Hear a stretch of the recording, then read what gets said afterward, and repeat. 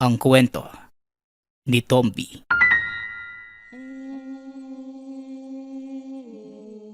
Ang kwentong ito ay hango sa totoong buhay.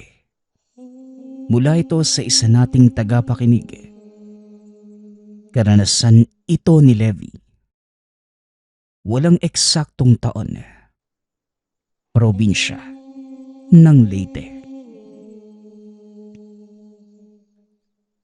Oy Levi, wag mo nga akong ganyan na mukha mo. Alam mo naman na hindi ako makakabayag na dumito ka pa sa atin. Kaliwat kanan ng krimen. Maraming kaso ng pagdanakaw. At malakas ang impluwensya ng maling gawain. Meron ka pang mga barkada na walang mapipili. Lahat mga barumbado. Sa bahay ng lolo sa fronyo mo, sigurado kung mapapabuti ka. Tahimik doon at malayo sa anumang kasamaan. Wika ni Tatay Carlito sa anak na si Levi. Kasalukuyan silang naghihintay ng bus sa sakayan. Ihahatid ang binata sa tahanan ng ninunong si Lolo Safronio, ang tatay ng ama ni Tatay Carlito. Sa madaling salita, ito ang lolo niya sa tuhod. Gumugol ng ilang oras ang biyahe ngunit umabot naman sa lugar bago lumubog ang araw. Sinalubong sila ng isang matanda na hindi malaman ni Levi kung taong grasa ba ito o isang ermitanyo. Mahaba ang kasuotan, pati na ang buhok at balbas. Mga mata at ilong na lamang ang makikita. Madungis at medyo nangangamoy. O Lolo Safronio, kumusta po? Matagal na noong huli akong dumalaw. Kalbo ba kayo noon? Pero ngayon pwede nang ikumot yung buhok nyo sa sobrang haba. Wika ni Tatay Carlito, sabay manos sa matanda. Pareho silang natawa sa birong sinabi. Buhay pa naman. Ito na ba ang anak mo? Malaki na nga. Tamang-tama dahil kinakailangan ko ng katulong sa aking mga gawain. Tayo na sa bahay dahil malapit ng gumabi. Delikado maabutan ng dilim sa labas. Maraming mga bagay na mahirap ipaliwanag. Wika ni Lolo Safronio. Hindi maiwasang kilabutan ni Levi dahil kung pagbabasehan ang paligid, talagang nakakatakot ang makakapal na kagubatan. Madidinig pa ang ingay ng mga hayop. Makalipas ang ilang sandaling paglalakad, narating nila ang tahanan ng matanda na nasa pagitan ng mga bundok. May iilang bahay sa paligid. Malayo ang distansya at mas madami pa ang naglalakihang kahoy sa lugar. Maayos naman ang tirahan ngunit makalat sa loob. Kahit saang direksyon mapatingin, puro dahon ng iba't ibang halaman ang makikita. Ang tanging maaliwalas na bahagi ay ang altar kung saan nakalagay ang poon ng itim na anito. Sa oras ng hapunan, hindi maintindihan ni Levi ang pagkain. Maayos tignan subalit walang lasa. Pati ang kanin ay merong maliliit na bato. Tinignan niya si Tatay Carlito. Sarap na sarap naman ito sa kinakain. Gayon din si Lolo Safronio. Napailing na lamang ang binata. Nagpaalam at saka lumabas para mag-aliw. Sa pagtambay naman sa bakuran, kinilabutan ng may biglaang dumaan. Sa sobrang bilis, hindi napansin kung ano yun. Nagulat na lamang nang makitang duguan na ang braso. Merong 3 linya ng sugat. Bakas ng kalmot. Dali-dali niyang tinignan ng paligid. Ngunit wala namang makita na kung sino. Sa takot na malaman na mga kasama, itinago niya ito. Pumasok na lamang ng tahanan na parang walang nangyari. Subalit hindi nakatulog dahil sa kirot at hapde. Kinabukasan, tinanghali na ng gising. Hindi makabangon sa higaan. iniinda ang natamong sugat. Nagpuyat ba yung batang ito para hindi magising na maaga? Wala namang pwedeng pagkaabalahan dito ah. Ay nako, naninibago yata siya sa paligid eh. Lolo Safronio, ipapaubaya ko na sa iyo si Leve. Balitaan niyo na lamang ako pagbalik ah. Naway maturuan niyo ng kabutihan ng anak ko. Lalakad na po ako. Wika ni Tatay Carlito. Pagkatapos namang magpaalam ng ama, nagmamadaling nagpunta sa likod bahay si Lolo Safronio. Maingat na binuksan ang bintana sa kwarto ni Levi. Doon dumaan para makapasok. Nakita niya ang binata na nanghihina. Namumutla at iniinda ang sugatang braso. Gising ito, ngunit hindi maimulat ang mga mata. Kagad na lamang ding inagapan ang sugat na ilang sandali pa. Dahan-dahang umayos ang kalagayan. Napabuntong hininga ang matanda matapos itong gamutin. Kaya pala bigla akong nakaramdam ng kakaiba kagabi. Hindi ko napagtuunan ng pansin dahil ilang segundo lang naman yon. Dagdag pa na naaaliw ako sa kwentuhan kasama yung tatay mo. Ikaw namang bata ka. Bakit hindi ka nagsabi na meron kang sugat? Isinara mo pang mabuti yung pinto mo. Hindi tuloy ako makadaan. Kinakailangan ko pang hintayin na mag-umaga para makapasok. Pero dyan pa rin ako dumaan sa bintana. Kung nagsabi ka sana sa akin, hindi ka na sana nagdurusa sa ganyang kalagayan. Ngayon, kumusta pala yung pakiramdam mo? Matindi pa ba yung kirot? Tanong ni Lolo Safronio.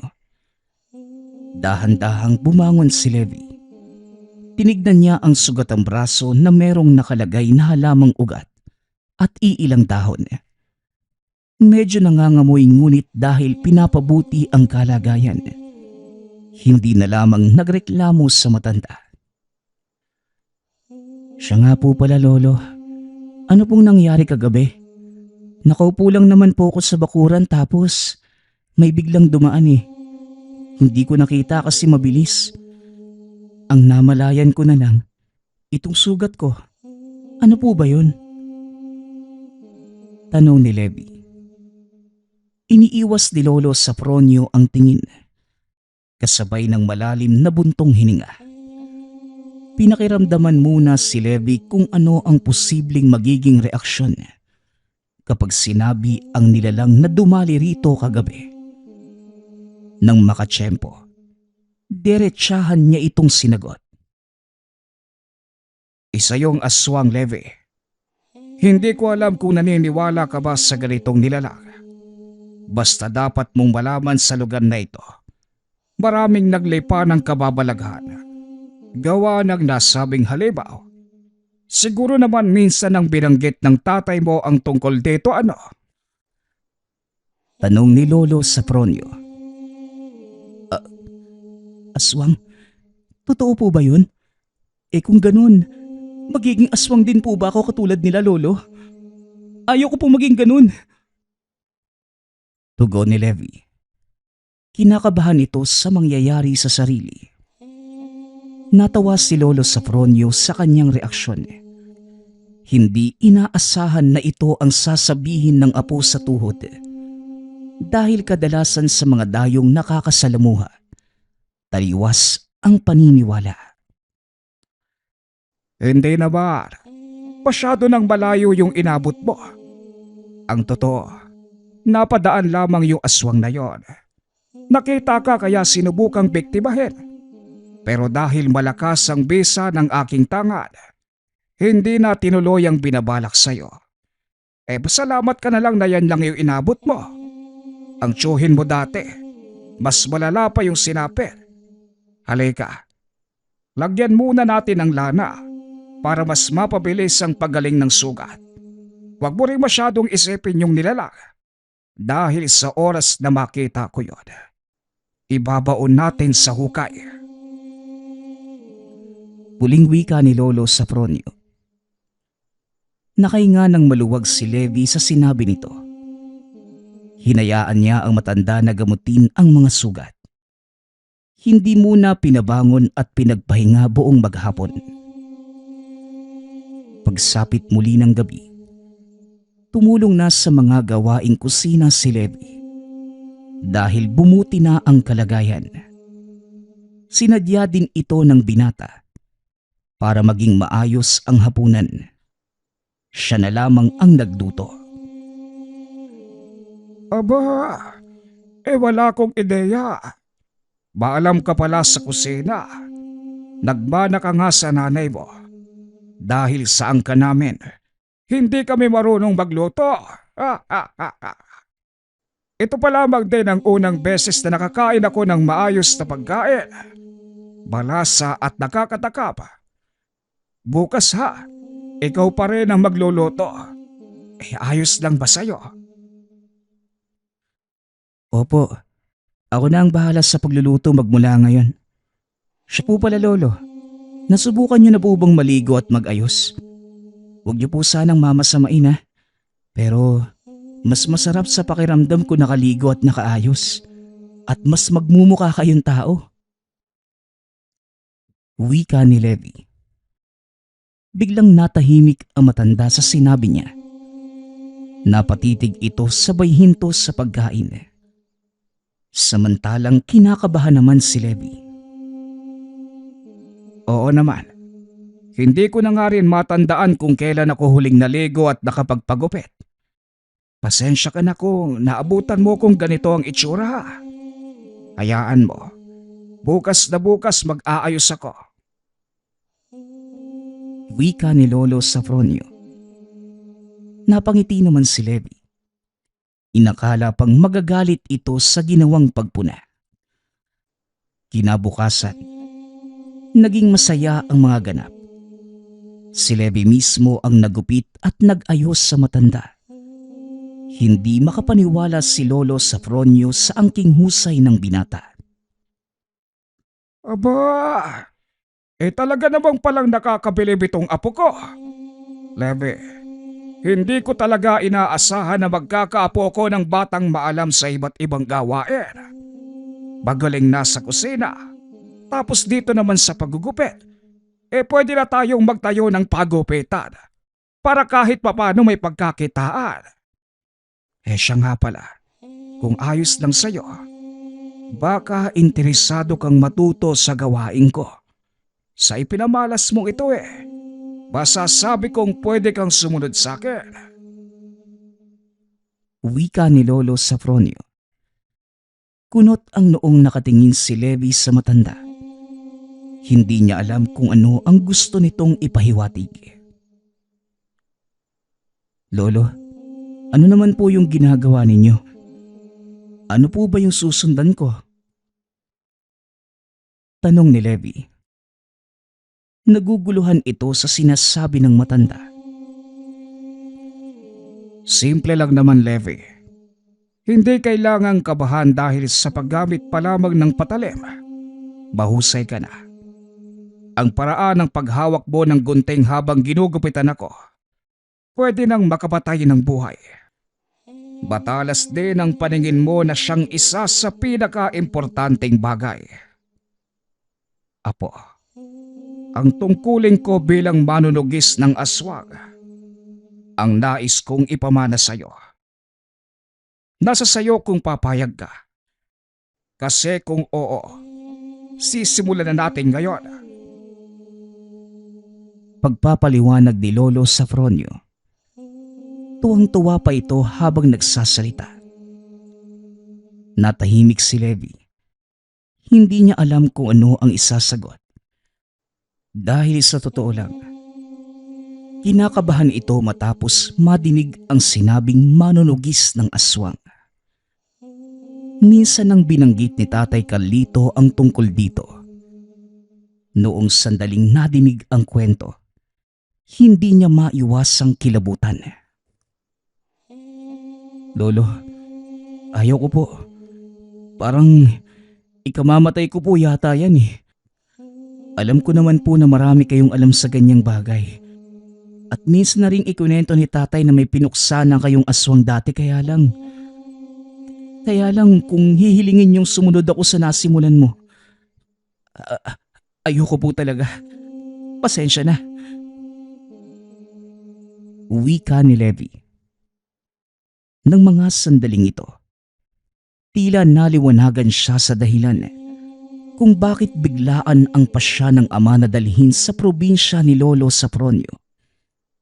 Sa pagkakaintindi, hindi totoong gusto siyang ilayo sa masamang impluensya, kundi para sanayin sa tungkuling nasa hinagap. Hindi niya nais na subukan. Nakaramdam din ng bahagyang galit sa pagsisinungaling ni Tatay Carlito. Pasensya ka na po. Nabigla yata kita. Pero wag mong isipin na nagsisinungaling sa'yo ang tatay mo. Wala sa usapan naming gawin kang kagaya ko. Buhay mo yan. Kaya nasa iyo pa rin ang pagpapasya. Ang sakin lang baka gusto mo lang subukan. Pagpapaliwanag ni Lolo Safronio. Ganun po ba? Pasensya na rin kung iba yung pagkakaintindi ko, Lolo. Wala po talaga sa isip ko yung ganitong bagay. Ayos na nga po. Hindi mo namang kailangang magpaliwanag Siya nga pala, suotin mo ito. Proteksyon yan para hindi malapitan ng masasamang loob. Babaya lalakad ako para maghanap ng halamang gamot. Dito lang naman sa gubat. Hindi ka naman siguro matatakot kung may iwan sa bahay mag-isa, no? Hindi naman po, Lolo. Gawaing bahay na lang din po yung atupagin ko. Para kahit papano, may maitulong naman sa inyo. Wika ni Levi. Makalipas ang ilang sandali, mag-isa na lamang ang binata sa tahanan. Tinitigan niya ang kwintas na bigay ni Lolo Safronio. Isa itong maliit na imahe ng anito. Kulay itim, kagaya ng nasa altar. Marami na itong nakitang ganito. Dahil meron din ang ina. Ngunit ang kaibahan lamang, ang laki at kulay. Kibit balikat niya itong isinuot at saka nagpatuloy sa gawain. Hindi nagtagal. May napansin si Levi. Sa likod na malaking puno ay merong nakadungaw na ulo.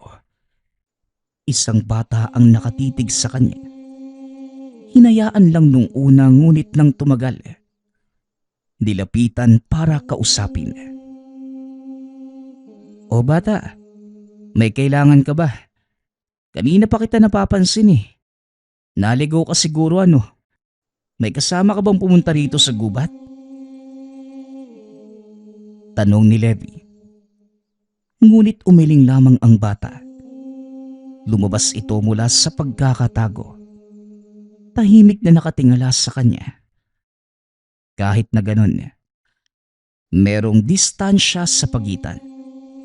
Hindi rin tinanggap ang inabot na kamay ng nagpakilala na si Levi, na parang ayaw itong hawakan. Ngunit dahil sa awa, dinala niya ito sa tahanan. Sakto namang tanghalian kaya inaya sa hapag.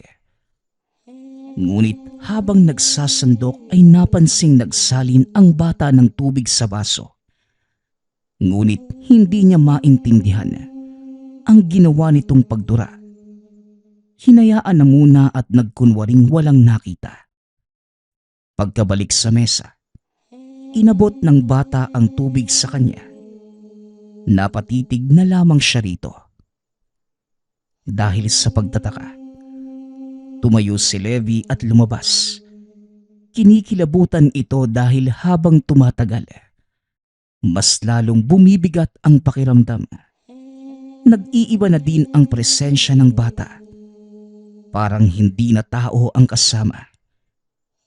Ilang sandali pa nabuhayan ng loob nang makitang paparating si Lolo Safronio. Tumatakbo pa ang matanda na tila nagmamadali. Nasaan yon? Lintik kang aswang ka. Ang lakas ng loob mong pumasok sa aking tahanan. Wika ni Lolo Safronio. Nagmamadali itong pumasok habang nakahanda ang bitbit na patalim. Ngunit walang sino man ang naabutan sa loob. Kahit sa ang sulok ay walang nahanap. Lolo, may nakita po akong bata doon sa kakawian. Naawa po ko kasi mag-isa lang siya. Mukha namang pong mabait nung una. Pero habang tumatagal, parang hindi na po siya tao May ginawa rin po siya sa tubig ko, Lolo. Nagsalin siya sa baso. Tapos, dinuraan niya sabay bigay sa akin. Nakita ko kaya hindi ko ininom Paano niyo po pala nalaman na merong ibang tao sa bahay? Wika ni Levi. Dahil yan sa binigay na senyales ng tangan. Dalawa ito. Isa sa iyo. Isa naman sa akin. Konektado kaya magkaiba man ang lokasyon. Nararamdaman pa rin ang panganib sa paligid. Sayang lang dahil nakawala yung nilalang. Bata ka mo. Ang aga-aga namang naghanap ng biktima. Tirik pa ang araw Aswang yun na po. Mabuti naman at hindi ka nasaktan. Tugon ni Lolo Safronio. Nagmamadali itong lumabas para masuri ang paligid. Samantala, si Levi sa kabilang banda. Napatitig ito sa kwintas. Hindi akalain na ang simpleng imahe ng anito ay merong pambihirang kakayahan. Kinilabutan din ito na mapagtantong aswang ang batang pinatuloy. Ilang sandali pa, sumunod ito kay Lolo Safronio. Nagmasid sila sa paligid. May iilang bakas na nahanap ang matanda ngunit walang matagpo ang aswang. Levi, sa tingin mo, ilang taon na ang batang yon? Ano ang itsura? May ideya ko kung sino pero hindi sigurado. Merong kasing pasaway na paslit dito. Paulit-ulit na nagpapakita. At kung minsan pa ginugulo ako. Wika ni Lolo Safronio. Ano po, Lolo Mga 7 taong gulang sa tingin ko. Yung tangkad hanggang sa tiyan ko. Patpatin yung itsura. Tapos medyo mahaba yung buhok. Madungis nga din Wika ni Levi. Sinasabi ko na nga ba? Siya yun. Matagal na rin noong huling nagparamdam ang batang yan. Hindi ko lang alam na babalik ngayon. Akala ko pa nga nasa way na sa engkwentro ni na paring Romulo. Buhay pa pala. Kung hindi ako nagkakamali, ang umatake sa iyo noong gabi, siya rin. Ay nako, pasaway talaga yung aswang na yan Sino po ba yun, Lolo? Bakit parang may galit kayo?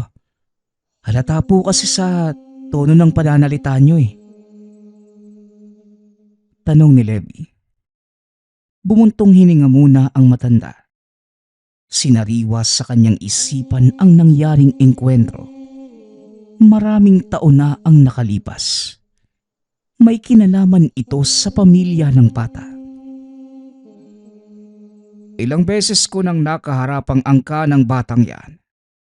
Lahat naman nagawang puksain. Nitong huli, yung tatay niya ang nakalabang ko. Naroon siya ng mga sandaling yon at nakita ang buong kaganapan. Inosenteng nakatingin sa amin. Walang reaksyon. Hindi ko maramdaman yung kasamaan sa presensya ng bata kaya hinayaan ko na lang.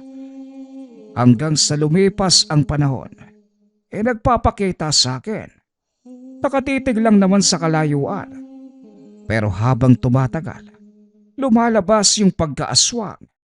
Ilang beses na akong inatake pero hindi mahuli dahil sobrang bilis na mawala. Hindi ko alam kung pinaglahi ba yun sa bula o ano. Pagpapaliwanag ni Lolo Safronio. Tahimik lamang na nakikinig si Levi. Nagpatuloy naman sa pagsasalita ang matanda. Sa kalagitnaan, napansin niya muli ang bata sa hindi kalayuan. Nakatago pa rin sa puno ng kahoy. Nakadungaw ang ulo. Itinuro niya ito at alisto naman si Lolo Safronio. Nagmamadaling pinuntahan. Subalit mabilis nakalayo ang bata. Nagkahabulan pa hanggang sa mahuli. Ikaw na naman. Nagkita tayo muli. Gusto mo yatang sumunod sa iyong angkan doon sa libingan, ano? Ilang beses na kitang pinalampas. Pero baka ngayon, hindi na ako makapagtimpe. Wika ni Lolo Safronio. Masamang tumitig sa kanya ang bata.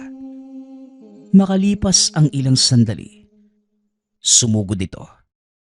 Kinagat sa kamay ang matanda ngunit madali namang humiwalay nang maramdaman ang bisa ng tangan. Hoy, bata! Aba, wala kang respeto sa nakakatanda. Halika nga nang... Hindi na ituloy ni Levi ang sasabihin nang siya naman ang itinulak nito. Tumakbo ang bata na kagad hinabol ni Lolo Safronio. Ngunit sa pagkakataong yun, hindi inaasahang merong ibang kasama. Pagkarating sa masukal na bahagi, merong nakaabang na mababangis na asong aswang. Leve, mas mabuti pa siguro kung mauna ka na sa pag-uwi. May magaganap na laban. Nagdala ng alipores itong batang ito. Hindi ko alam na marami pala siyang mga alaga. Wika ni Lolo Safronio. Walang magawa si Levi na mga sandaling yun. Sumunod naman ito at nagmamadaling umuwi. Kaagad namang nagsimula ang sagupaan nang sumugod ang dalawang aso. Mabuti na lamang at nakasukbit pa sa tagiliran ng matanda ang patalim. Kaya't merong nagamit na panlaban. Mabilis kumilos ang mga ito. Ilang beses siyang natumba matapos matamaan ng mga pag-atake. Dahil sa pagkalingat, hindi napansin ang pagkawala ng bata. Tanging ang mga aso na lamang ang nasa paligid. Nagpatuloy ang laban hanggang sa isa-isang bumulagta ang mga ito. Nagmamadaling umuwi ng tahanan si Lolo Safronio sa takot na baka sinundan ng bata si Levi. Laking pasasalamat naman ito nang makitang maayos ang kalagayan ng binata. Diyos ko, akala ko na paano ka na. Mabuti naman at walang masamang nangyari. Hindi mo ba nakita yung bata? Hindi ka ba nasundan? Habang kinakalaban ko yung mga aso ay bigla siyang nawala. Wika ni Lolo Safronio. Ang totoo, Lolo, sinundan niya po ako eh. Pero nung ipinakita ko po itong kwintas, bigla po siyang tumakbo palayo. Natakot yata sa itim na anito eh. Tugon ni Levi. Ganun ba? Mabuti naman. Aba dapat lang na matakot siya.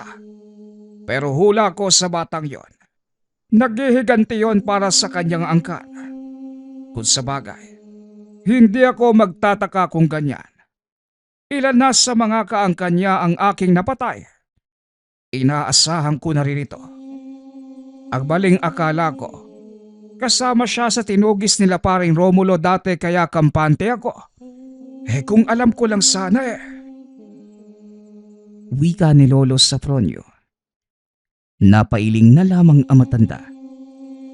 Sa muling pagsapit ng gabi, muling sumalakay ang bata. Kasalukuyan pang nagdarasal si Lolo Safronio nang dumating ito.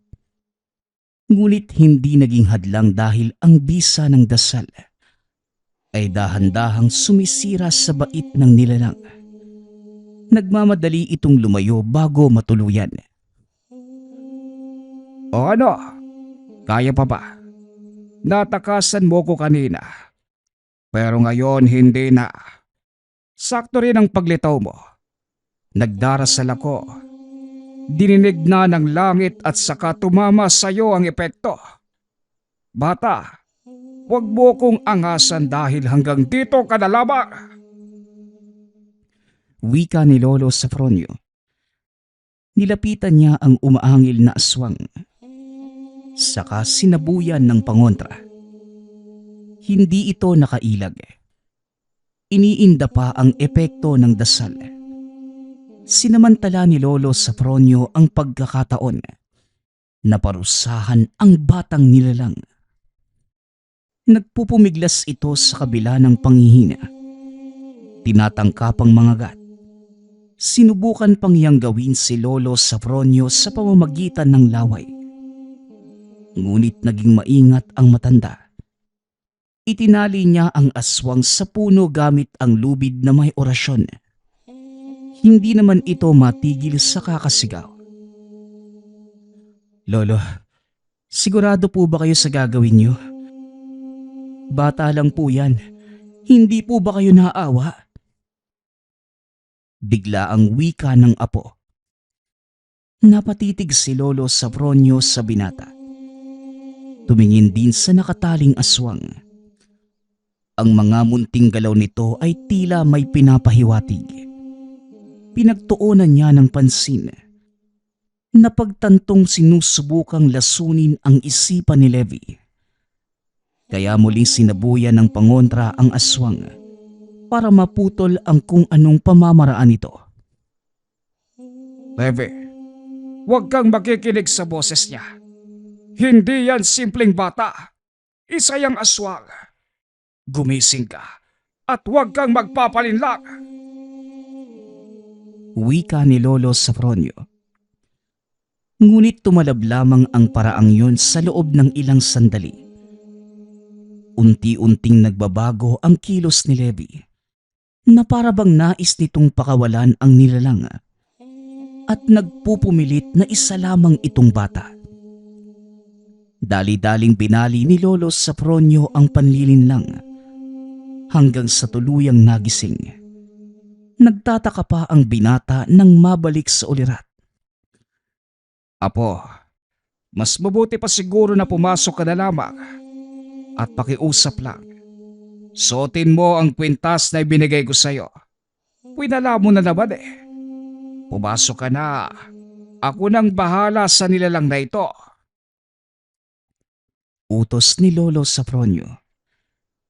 Nang ito na lamang at ang batang aswang ang magkaharap, itinuloy na ng matanda ang pagpuksang binabalak.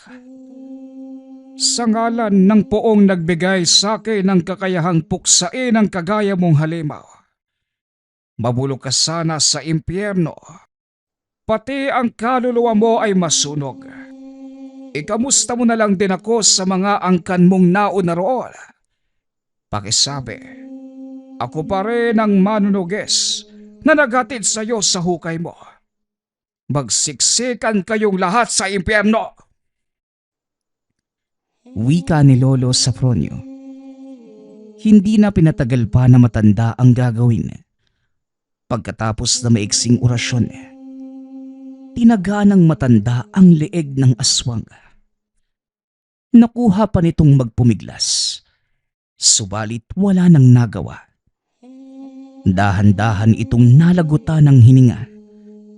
Napatanda na lamang siya ng krus habang nakatingin sa nilalang na wala ng buhay. Sa paglipas ng mga araw, iginugol ni Lolo Safronio ang oras sa pagdarasal sa harapan ng altar.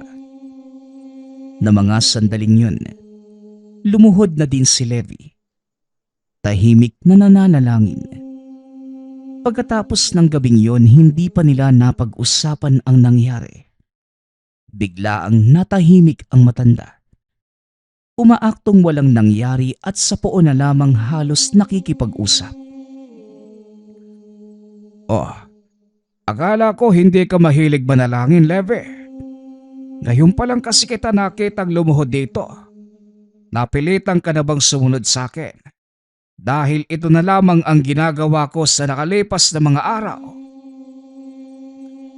Tanong ni Lolo Safronio nang makitang nakaluhod si Levi sa kanyang likuran. Hindi napansin ang paglapit ng binata. Lolo, bakit nga po ba pagdarasal na lamang yung ginawa nyo pagkatapos nung nangyari noong gabi? Balik na tanong ng binata. Huminga ng malalim ang matanda at hindi nagtagal. Sinagot din ang katanungan ng binata. Nasanay lang ako, Apo, na naglalaan ng ilang araw para magdasal sa tuwing merong aswang na napupuksa. Ito kasing itim na anito ang pinaguhugutan ko ng lakas para kalabanin ang mga yon.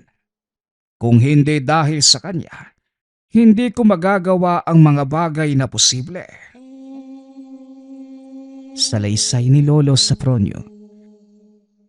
Matanong ko din po, Lolo, ano po bang pinagkaiba ng mga anito sa tahanan mo sa mga anitong nasa bahay namin? Kasi dati, nakikita ko din si nanay. Nagdarasal sa harapan ng isang anito noong nabubuhay pa siya. Pero parang ibang-iba itong sa inyo eh.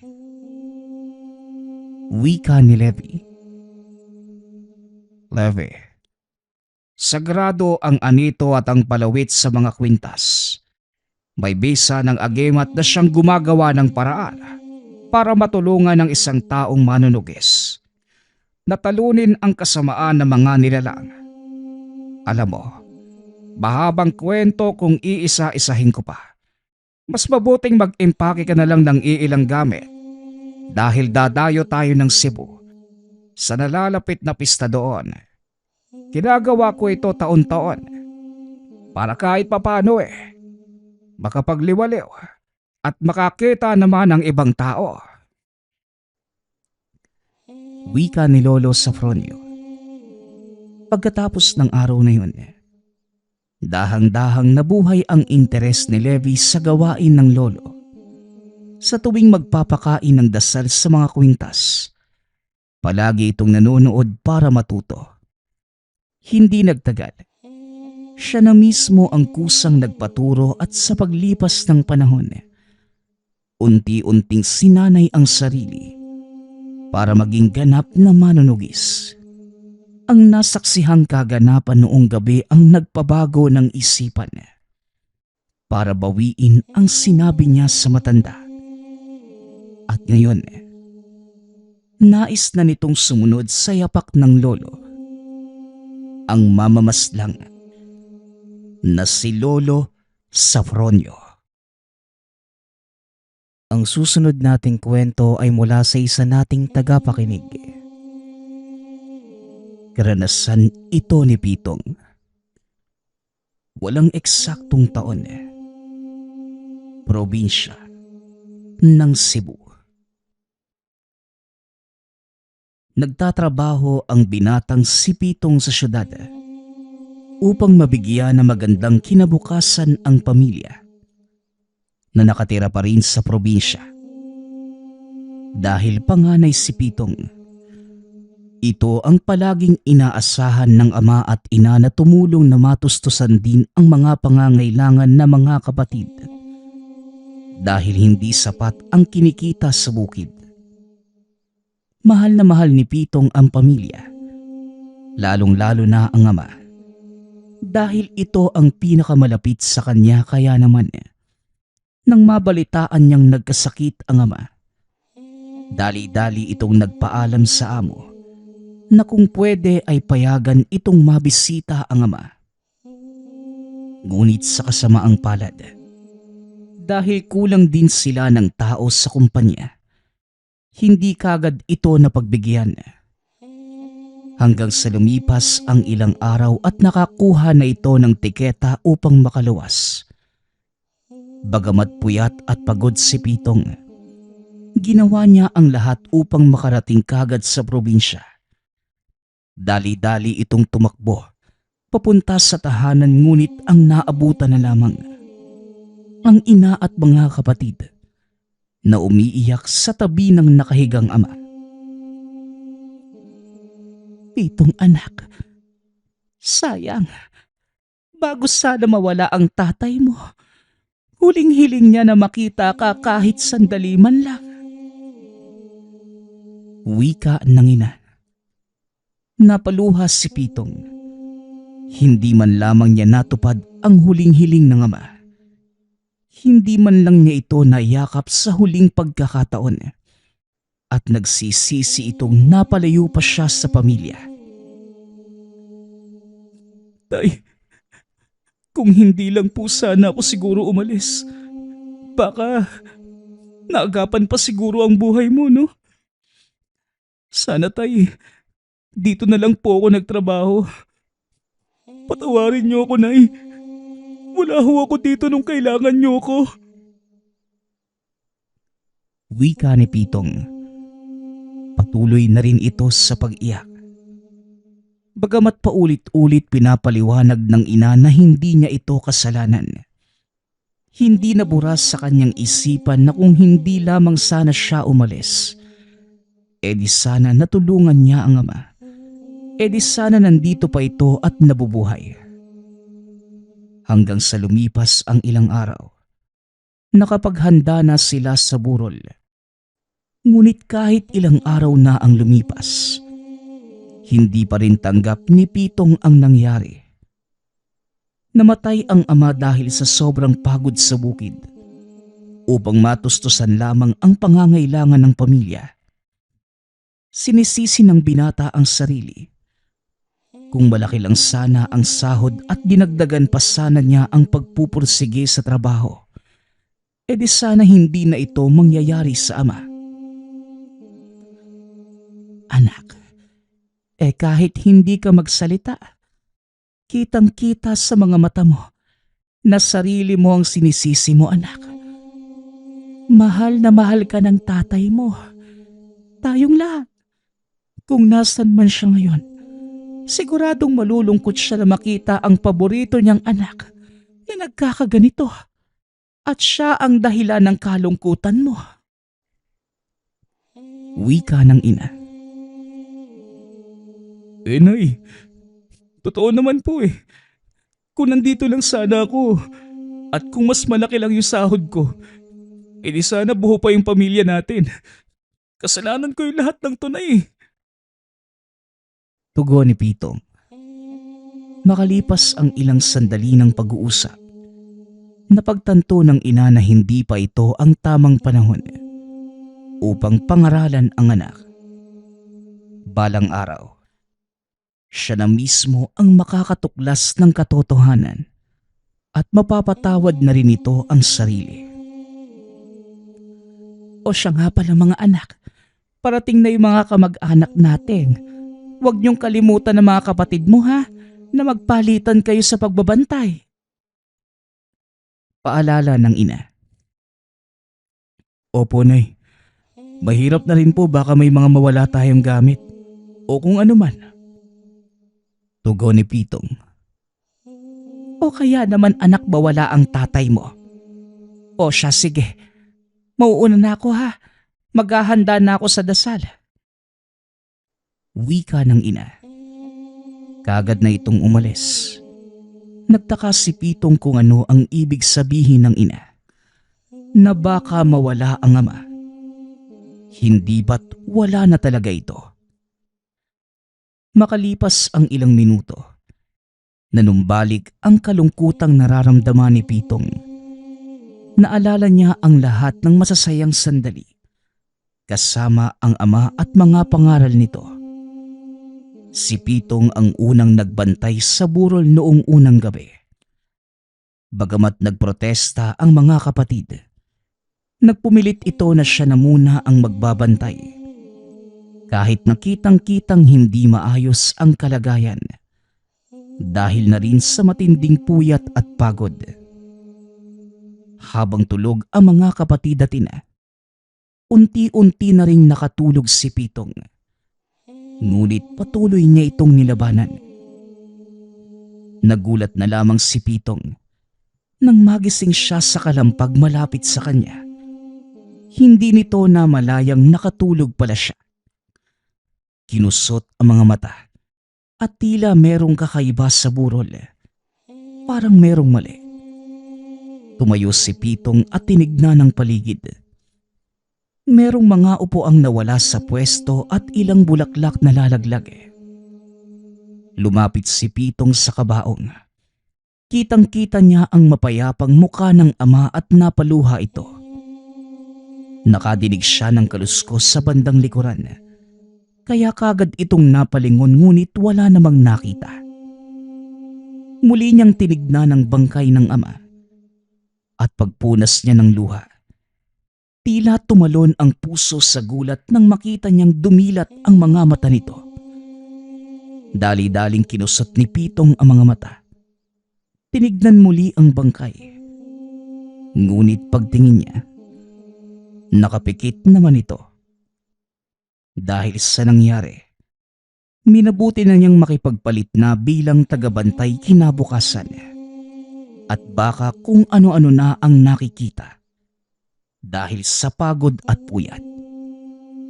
Kinabukasan, inasikaso nila ang mga bagong bisita sa burol. Nakiramay ang mga ito. Meron ding mga umiiyak. Pang-5 araw na ng lamay at kinabukasan, kailangan na ni Pitong lumuwas upang bumalik sa trabaho. Lumipas ang araw na parang blanko ang lahat. Matapos nilang maghapunan, muling nilapitan ni Pitong ang kabaong upang sa huling pagkakataon, masilayan niya muli ang ama. Ngunit laking gulat ng binata nang iba ang makita niya. Isa na lamang itong katawan ng saging. Kinusot niya ang mga mata. Dahil baka nananaginip lang siya ng mga sandaling yun. Ngunit binuksan niya ang kabaong at hinawakan. Pitong, anong ginagawa mo? Huwag mong pakialaman yung patay. Ano ka bang bata ka? Wika ng ina. Nay, tignan niyo po to. Wala si tatay.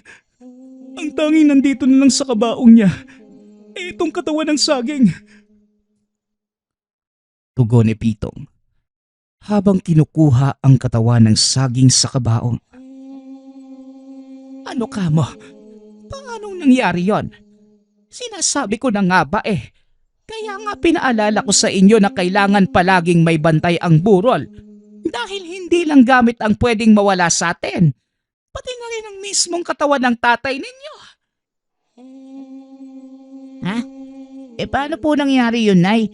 Kakakita lang natin kanina kay tatay ah. Kung meron mang magnanakaw ng bangkay, imposibleng hindi natin yun mapansin. Isa lang ang eksplanasyon nito, anak. Balbalang kumuha sa katawan ng tatay nyo. Sa palagay ko, matagal nang nawawala yung bangkay ng ama nyo. Matagal ng katawan ng saging ang pinaglalamayan natin. Meron bang hindi nagbantay sa inyo?